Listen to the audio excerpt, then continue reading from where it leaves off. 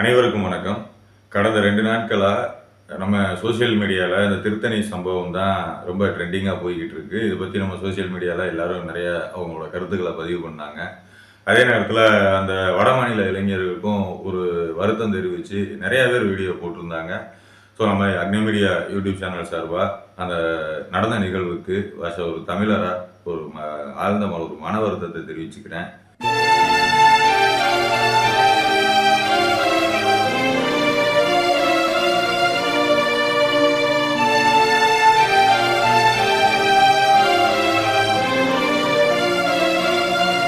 இந்த மாதிரி ஒரு நிகழ்வு அந்த பையனுக்கு நடந்திருக்கக்கூடாது, இனிமேல் அது நடக்கக்கூடாது அப்படின்னா இந்த பிள்ளைங்கோஸ் அவதாரம் களை எடுக்கணும். இந்த பிள்ளைங்கோஸ் அவதாரத்துக்கு ஒரு ஃபுல் ஸ்டாப் வைக்கணும். எப்படி இந்த பிள்ளைங்கோஸ் உருவாகிறாங்க, எப்படி உருவானாங்க, இப்போ எப்படி உருவாகிக்கிட்டு இருக்காங்க, இதை நம்ம அடுத்து என்ன செய்ய போகிறோம், இதைதான் அந்த காணொலியில் தெளிவாக பார்க்குறதோட மட்டும் இல்லாமல் பிள்ளைங்கோஸ் அவதாரத்துக்கு ஃபுல் ஸ்டாப் வைக்க போகிறோம்.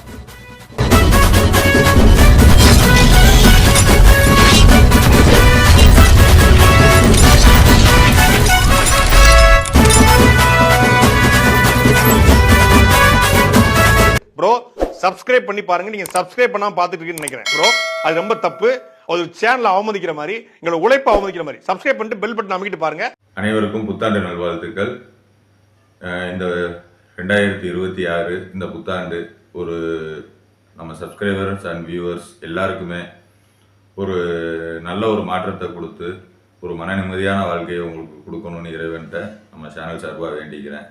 பிள்ளைங்கோஸ், இந்த பிள்ளைங்கோஸ்ன்ற பேரை கேட்டாலே ஏதோ ஒரு பெரிய ஒரு ஒரு டான் பேர் மாதிரி அவங்களுக்குள்ள ஒரு இமேஜினா என்னன்னு தெரியல.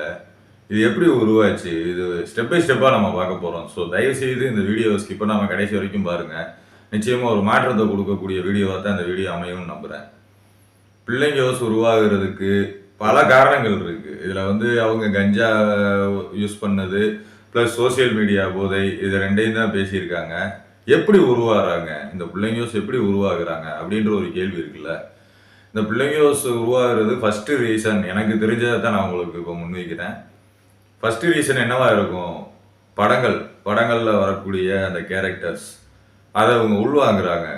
இந்த 18 வயசுக்கு கீழே இருக்கக்கூடிய நபர்கள் பண்ணால் தண்டனை கிடையாது, தண்டனை கம்மி அப்படின்னு நிறையா படங்கள் இருக்குது. அதே மாதிரி இந்த சோசியல் மீடியாவில் வரக்கூடிய இந்த மாதிரி ரீல்ஸுக்கு பேக்ரவுண்டாக வரக்கூடிய கானா பாடல்கள் அது ஒரு வகையில் காரணம். அந்த கானா பாடல்களில் கூட அவங்க பாடுறவங்க ஒரு முடிவு எடுத்திருக்காங்க, இனிமேல் இந்த மாதிரி பாட்டு நம்ம பாடக்கூடாது அப்படின்னு சொல்லி அவங்க சங்கத்தில் முடிவு எடுத்திருக்காங்க. ராயல் சல்யூட்டுங்க உண்மையிலேயே உங்களுக்கு. அந்த பாட்டை நீங்கள் பாடக்கூடாதுன்னு முடிவு எடுத்தீங்க, ஆனால் இப்போ இதை யாரும் யூஸ் பண்ண முடியாத அளவுக்கு நீங்கள் நினச்சா மாற்றலாம். அதையும் நீங்கள் பண்ணால் இன்னும் கொஞ்சம் நல்லாயிருக்கும். ஏன்னா இப்போலாம் காப்பிரைட்டு நிறையா இருக்குது. உங்கள் பாடலை இந்த மாதிரி ரீல்ஸ்க்கு எடுத்து போட முடியாத அளவுக்கு அதை காப்பிரைட் ஸ்ட்ரைக் பண்ணி அதுக்கு என்ன பண்ணணுமோ அதை பண்ணுங்கள். முதன்மையான ரீசன் படங்கள். அதுலேயும் பார்த்தீங்கன்னா இந்த வட சென்னை படத்தில் இருக்கக்கூடிய அந்த பேக்ரவுண்ட் வசனங்கள், அந்த வசனங்களாக சமுத்திரக்கனியே மறந்துருப்பார். ஆனால் இவங்க அதை அப்படியே ஒவ்வொருத்தரும் ஒரு நிழல் அப்படியே கற்பனையில் சமுத்திரக்கனி மாதிரியும் கற்பனையில் தனுஷ் மாதிரியும் நிறையா இந்த மாதிரி வாழ்ந்துக்கிட்டு இருக்காங்க. அந்த 7 பிளாக் செந்தில் வெளியே வராரு, நீ ஏன் பிளாக்ல இருந்தால் ஜெயிலரே பயப்படுவான், இந்த மாதிரி வசனங்கள் கொண்ட இதெல்லாம் நம்ம பசங்க மனசில் ஆழமாக பதிஞ்சிருச்சு. நேர்களே நல்லா புரிஞ்சுக்கணும், இதெல்லாம் நம்ம பசங்க மனசில் ஆழமாக பதியுது. அதாவது அந்த படங்களில் இந்த மாதிரி ரவுடிசம் கேரக்டரில் இருந்தால் என்ன நிகழ்வுன்றதை ஃபைனல் எண்டில் கொடுத்துருக்காங்க. ஆனால் நம்ம பசங்க அதை எடுத்துக்கல, அந்த நெகட்டிவை மட்டும்தான் எடுத்திருக்காங்க. இந்த விஜய் ஆண்டனி சார் நடித்த படம், அவர் போலீஸாக நடிச்சிருப்பார். படம் பேர் எனக்கு டக்குன்னு ஞாபகத்துக்கு வரல. அதில் கூட இந்த மாதிரி நிகழ்வு நடந்துக்கிட்டு இருக்கும். 18 வயசுக்கு கீழே இருக்கிற பசங்களை வச்சு போதைப் பொருள் வியாபாரம் பார்க்குறது, அந்த மாதிரி நிகழ்வுக்கு பயன்படுத்துவாங்க. அப்போ ரவுடி கெத்தா போலீஸ் கெத்தா அப்படின்றத கடைசியில் போலீஸ் தான் கெத்துன்றதை புரிய வைப்பார்.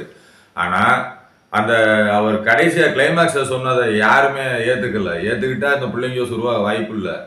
அந்த கலாச்சார மாற்றத்தில் திடீர்னு உள்ள வந்தது தான் இந்த பிள்ளைங்கோஸ் கேரக்டர். இந்த இடையில இந்த சென்னை கலாச்சாரத்தை நாங்கள் முன்னிலைப்படுத்துகிறோம் அப்படின்னு சொல்லி ஒரு சிலர் டைரக்டர்ஸ், ஒரு சில நடிகர்கள் நீங்கள் செஞ்ச தவறோட விளைவு இன்னைக்கு இவ்வளோ தூரம் நிற்கிது. இது இன்னும் எவ்வளோ தூரம் கொண்டு போகும்னு தெரியல. ஸோ இதெல்லாமே மாற ஆரம்ப விதை அப்படின்னு பார்த்தீங்கன்னா சினிமா துறையில இருந்து தான் வருது. ஏன்னா சினிமா துறையை வந்து எந்த ஒரு கட்டுப்பாடும் கிடையாதுங்க. அதாவது ஒரு ஒரு ஒரு தேசிய படமா எடுத்திருப்பாரு, இல்ல ஒரு வரலாற்று படமா எடுத்திருப்பாங்க. அதுக்கெல்லாம் பார்த்தீங்கன்னா பல பேர் கொடியை தூக்கிட்டு வந்து போராட்டம் பண்ணுவாங்க. ஆனா இந்த மாதிரி வாழ்க்கையவே சீரழிக்கக்கூடிய ஒரு சமுதாய சீர்கேடை ஏற்படுத்தக்கூடிய ரத்தம் தெரிக்கிற மாதிரி காட்சிகளை உருவாக்கி அதை குழந்தைங்க 18 வயசு கீழே இருக்கிறவன் அந்த படத்துல நடிக்க வச்சதே தப்பு. அந்த மாதிரி ஒரு கேரக்டர் குழந்தைங்களுக்கு கொடுத்ததே தப்பு. ஸோ இந்த மாதிரி இதுக்கெல்லாம் யாருமே போர்க்கொடி தூக்கலை நம்ம தமிழ்நாட்டில். ஏன்னா அப்பேற்பட்ட நாடு தான், ஒன்றும் பிரச்சனை இல்லை. அந்த தைரியத்தில் தான் படம் எடுக்கிறாங்க. நீங்கள் எல்லாம் யாரும் எதுவும் கேள்வி கேட்க மாட்டீங்கன்ற தைரியத்தில். ஆனால் இனிமேல் அது நடக்காது போல இருக்கு. எல்லா சோசியல் மீடியாவும் பேசலைனாலும் மானமுள்ள ரோசமுள்ள சோசியல் மீடியாக்கள் ஒரு சிலர் இதெல்லாம் பேசியிருக்காங்க. அதையும் நான் பார்த்துட்டு தான் ஃபைனலாக கடைசியாக நம்ம வீடியோ இருக்கட்டும்னு தான் கொடுக்குறேன். ஸோ திரைப்படத்துறை, அந்த திரைப்படத்துறையில் மூழ்கினது இது ஒரு காரணம். செகண்டரி, சரி படத்தை பார்த்துட்டு ஒரு பையன் வீட்டுக்கு வர்றான், அவன் அந்த படம் முடிஞ்சு வெளியே வரும்போதே அப்படியே சமுத்திரக்கனி கேரக்டர்ல தான் வெளியே வர்றான். அந்த படத்துல என்ன ஒரு கேரக்டர் அவன் பார்க்குறான்னா அதே கேரக்டரா வெளியே வர்றான், அதே கேரக்டரா வாழ ஆரம்பிக்கிறான். அவனுக்குள்ள இருக்கிற இயற்கையிலே இருக்கக்கூடிய அவனோட கேரக்டர் பிளஸ் இந்த அடிஷ்னலா ஜாயிண்ட் ஆகிருக்கிற இந்த கேரக்டர், இது ரெண்டும் ஜாயிண்ட் ஆகுது. இது கூட அடிஷ்னலா போதைப் பொருள், இது 3 மெர்ஜ் ஆகும்போது என்ன நடக்கும்? அதைத்தான் கண்கூட பார்த்துட்டீங்களே, ஒரு மிருகத்தனமான தாக்குதல். இது மாதிரி வெளியே தெரிஞ்சுது, வெளியே தெரியாம எத்தனையோ நடந்துகிட்டு தான் இருக்கு. ஸோ தன்னை வந்து ஒரு நிழலுலக டான் அப்படின்னு தான் நினைச்சிட்டு தான் அந்த பிள்ளைங்க வாழ்றாங்க. இவர் பெரிய பிஸ்தா, பாதாம் பருப்பு, முந்திரி கொட்டை, வெள்ளரி விதை, நாய. அதே மாதிரி 2வது, அந்த பசங்க ஒழுக்கமா பள்ளிக்கு போய் ஒரு ஆசிரியர் மூலியமாவது திருத்தப்பட்டிருக்கலாம். பள்ளியில் ஆசிரியர் திருத்துவாங்க அப்படின்னு பார்த்தா அதெல்லாம் ஒரு குறிப்பிட்ட ஜென்ரேஷனோட முடிஞ்சு போச்சு. ஏன்னா இங்கே வந்து நம்ம நாட்டில் வந்து ஆசிரியர்களுக்கு கெட்டி போடப்பட்டிருக்கு. இறங்கி ரோட்டில் இறங்கி போராடுறாங்க. எந்த ஸ்டூடெண்ட்ஸுக்கும் அதை பற்றிலாம் கவலை இல்லை, அதை பற்றி ஒரு வருத்தமும் இல்லை. ஏன்னா ஸ்டூடெண்ட்ஸு பாவம், அவங்களுக்கு ரீல்ஸ் போடவே வேலை டைம் சரியாக இருக்குது. ஆசிரியர்கள் போராட்டத்தை பற்றிலாம் இவங்களுக்கு கவலையே கிடையாது எந்த ஒரு ஸ்டூடெண்ட்டுக்குமே. அதே மாதிரி தான் ஒரு குறிப்பிட்ட ஜென்ரேஷனுக்கு முன்னாடி இருந்த ஆசிரியர்கள் ஒரு ஃப்ரீடம் இப்போ இல்லை. ஒரு குறிப்பிட்ட சட்டத்திட்டங்களை கொண்டு வந்தாங்க, ஆசிரியர்களை முழுமையாக கட்டி போடப்பட்டிருக்கு. இன்னைக்கு ஆசிரியர்கள் கை ஒரு திறந்த நிலையில இருந்துச்சு, அவங்களுக்கான அந்த ஒரு சுதந்திரம் இருந்துச்சு அப்படின்னா நிச்சயமா எவனாவது ஒருத்தன் இந்த மாதிரி பிள்ளைங்க ஹேர் ஸ்டைலோட ஸ்கூலுக்கு போக முடியுமா? வாய்ப்பில்லை ராஜா.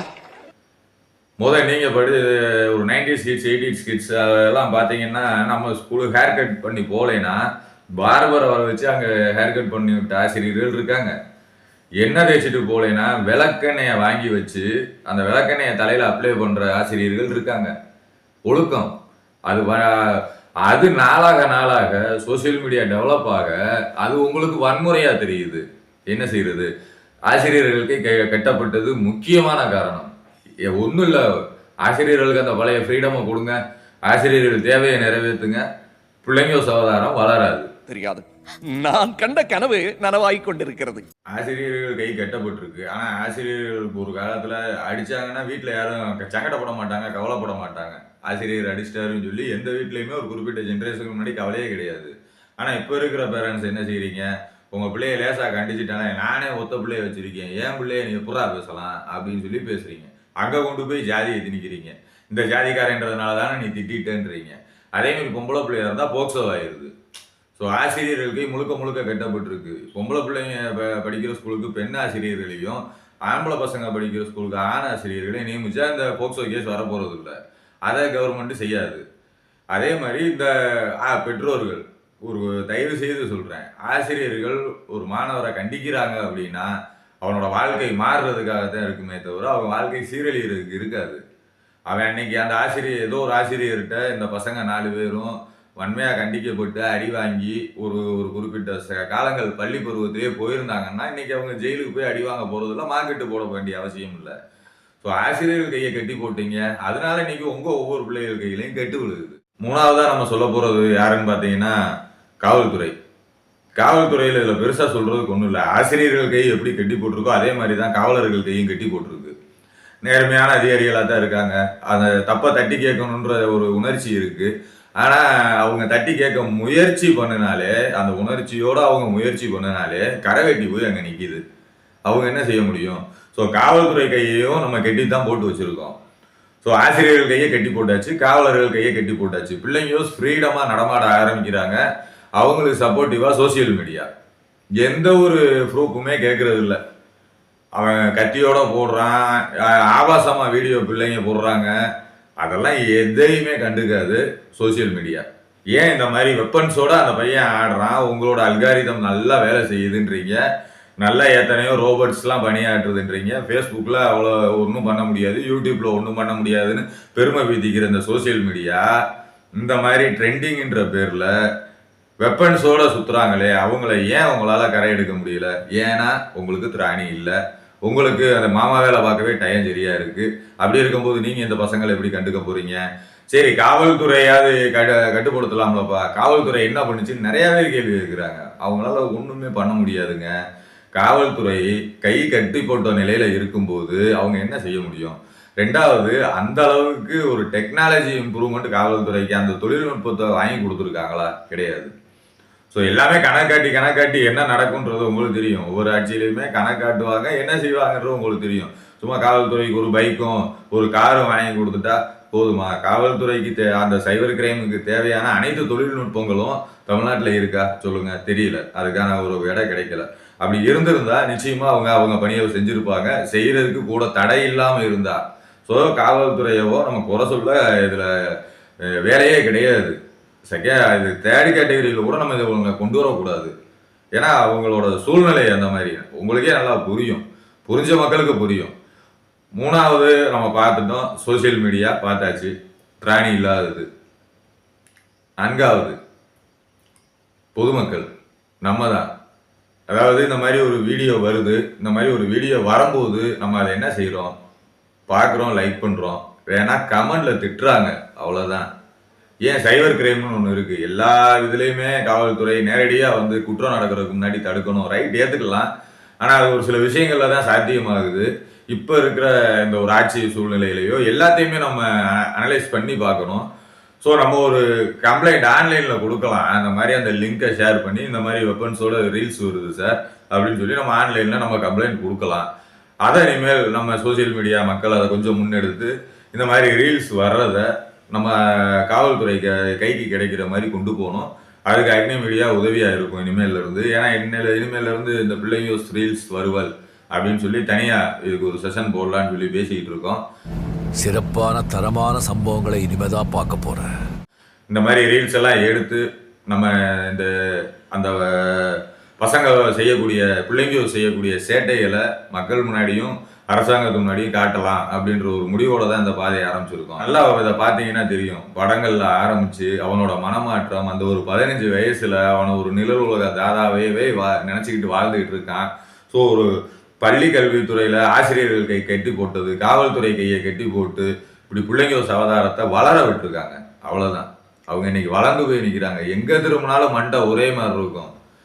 கலர் அடிச்சிருப்பேன், காதில் ஒன்றை மாட்டியிருப்பேன், வெள்ளை கலர் செருப்பு தான், முக்காக்கால் பேண்ட்டு தான். இதெல்லாம் பார்த்தீங்கன்னா பிள்ளைங்க சவதாரங்கள் தான். இந்த மாதிரி பிள்ளைங்க சவதாரம், இந்த மாதிரி ஹேர் ஸ்டைல், ஹேர் கட் பண்ணுறவங்க சட்டத்திட்டங்கள் கடுமையாக தயவு செய்து மாற்றுங்க. இந்த 18 வயசுக்கு கீழே இருக்கிறவங்களுக்கு உண்டான சட்டத்திட்டத்தில் ஒரு மாற்றத்தை கொண்டு வந்து 15 வயசுக்கு கீழே இருக்கிறவங்கள சிறாரையும் 15 வயசுக்கு மேலே இருக்கிறவங்கள 18 வயசுக்கு மேலே உள்ளவங்களை கொண்டு வந்ததை அதை குறைச்சி 15 வயசாக மாற்றணும்.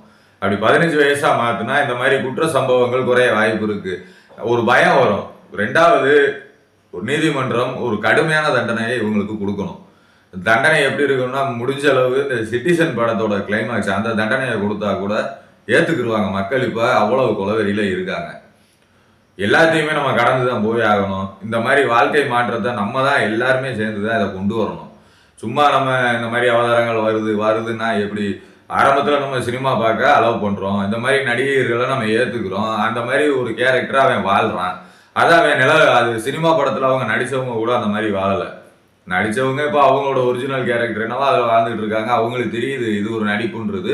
ஆனால் நம்ம பிள்ளைங்கோஸ்க்கு அது புரிய மாட்டேங்குது. இது நடிப்பு தாண்டா, அது அவங்க வாழலடா அப்படின்றது புரியல. பிள்ளைங்கோஸாவே மாறுறாங்க, மாற்றப்படுறாங்க.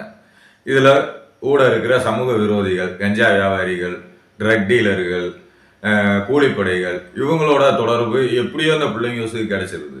கிடைச்சி அவங்க கூட இருக்கிறது ஏதோ நான் இந்த அண்ணனோட தம்பிடா அப்படிங்கும்போது அவனுக்குள்ள ஒரு கெத்து, ஒரு தனக்குள்ள ஏற்படக்கூடிய ஒரு தற்பெருமை, எல்லாமே ஒரு சைக்காட்ரிக் பேஷண்டாக தான் வாழ்ந்துட்டு இருக்கேன் வெளியே. பிள்ளைங்க சொல்ற பேர்ல வாழ்றவன் எல்லாருமே சைக்காட்ரிக் பேஷண்ட் தான். இந்த மாதிரி ஹேர் கட் பண்றதுக்கெல்லாம் ஒரு கடுமையான சட்டத்திட்டத்தை கொண்டு வாங்க. இந்த மாதிரி ஹேர் கட் பண்ண பார்பர் அளவு பண்ணலாம், அவங்க தொழில் அது. ஆனா இந்த மாதிரி ஹேர் கட் பண்றவனோட போட்டோ, ஆதார் கார்டு இதெல்லாம் வாங்க சொல்லுங்க. வாங்கி வச்சா காவல்துறையை தெரியப்படுத்துங்க. ஏன் இந்த மாதிரி இந்த சோசியல் மீடியா, தயவு செய்து சொல்றேன், இந்த ஃபேஸ்புக்கு, யூடியூப்பு இதை உங்க இதை ஒரு அப்டேட்டை கொண்டு வாங்கடா. நிறைய சீரழிஞ்சுக்கிட்டு இருக்காங்க.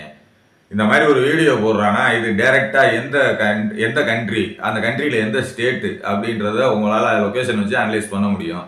அந்த இதை அனலைஸ் பண்ணி அந்த ஸ்டேட்டோட ஒரு கண்ட்ரோல் ரூமுக்கு அந்த வீடியோ கிடைக்கிற மாதிரி பப்ளிஷ் பண்ணுங்க. நீங்க பப்ளிஷ் பண்ணுங்கடா. உங்க மாமா வேலையை நான் ஸ்டாப் பண்ண சொல்லலை, அதை காவல்துறையை தெரியப்படுத்திட்டு ஸ்டாப் பண்ணுங்க. அதை பப்ளிஷ் பண்ணுங்க. அது பப்ளிஷா கண்டினியூவா ஓடணுமா இல்லை அந்த பையன் ஒடுக்கப்படணுமா அப்படின்றது காவல்துறை முடிவு பண்ணட்டும். ஸோ எல்லாருமே சேர்ந்து தான் காவல்துறைக்கு நம்ம இதை கொண்டு போகணும். ஒருத்தர் அவங்களே காவல்துறையே நேரடியாக பண்ணணும்னா அதுக்கான டெக்னாலஜியாவது நம்ம அவங்களுக்கு கொடுக்கணும். எந்த டெக்னாலஜியும் இல்லை அப்படின்னா நம்மகிட்ட எத்தனையோ டெக்னாலஜி இருக்குது. ஒவ்வொரு செல்ஃபோனும் ஒவ்வொரு டெக்னாலஜி, எத்தனையோ பேர் எல்லாருமே செல்ஃபோனோட இருக்கும். ஸோ காவல்துறையை சுற்றி இத்தனை டெக்னாலஜி இருக்குது. இத்தனை டெக்னாலஜி ஒன்று சேர்ந்து காவல்துறையை சப்போர்ட் பண்ணால் நிச்சயமாக இந்த மாதிரி பிள்ளைங்க அவதாரத்தை நம்ம ஃபுல் ஸ்டாப் வைக்கலாம். மூணாவது, அங்கங்கே அவேர்னஸ் கேம்ப் தேவைப்படுது. இப்போ அவேர்னஸ் அப்படின்னு சொன்னாலே அனுமதி கொடுக்கறதுக்கு பயப்படுறாங்க. ஏன்னா அரசாங்கத்துக்கு எதிராக செயல்படுற மாதிரி. ஏன்னா கவர்மெண்ட் தான் டாஸ்மாக நடத்துது. ஸோ அவேர்னஸ்ன்றது அரசாங்கத்துக்கு எதிரான விஷயம் கிடையாது, போதைக்கோ மதுபானத்துக்கோ எதிரான விஷயம் கிடையாது. போதையினால மதுவினால பாதிக்கப்பட்டவங்களுக்கு விழிப்புணர்வு ஏற்படுத்தி மீட்கிறதுக்கான ஒரு முகாம் தான். ஒவ்வொரு கிராமங்கள்லேயும் இந்த மாதிரி முகாம்கள் நடக்கணும். மறுவாழ்வு மையங்கள் தமிழ்நாட்டில் எத்தனையோ மறுவாழ்வு மையம் இருக்குது. எல்லா மறுவாழ்வு மைய உரிமையாளருக்கும் இதை நான் சொல்கிறேன். எல்லா மறுவாழ்வு மைய அசோசியேஷனுக்கும் இதை நான் சொல்கிறேன். ஸோ எல்லா மையங்களும் இதில் ஒன்று சேரணும். தமிழ்நாட்டில் இருக்கிற அனைத்து போதை மறுவாழ்வு மையங்களும் இதில் ஒன்று சேர்ந்து கிராம பகுதிகளை பூரா கவர் பண்ணி நீங்கள் விழிப்புணர்வு கொடுக்கணும். கொடுத்தா ஒரு சில பையங்களை மாற்றுறதுக்கு வாய்ப்பு இருக்குது. ஸோ இதெல்லாம் மாறணும். மாறினா இந்த மாற்றங்கள் நடக்கும். ஸோ நான் கேட்டுக்கக்கூடிய விஷயங்கள் ஒன்று தான். ஆசிரியர்கள் கையை அவுத்து விடணும். காவல்துறை அவங்க வேலையை அவங்க சுதந்திரமாக செய்கிறதுக்கு அனுமதி தரணும். இதெல்லாம் நடந்தால் இந்த பிள்ளைங்க அவதாரத்துக்கு ஃபுல் ஸ்டாப் கிடைக்கும்.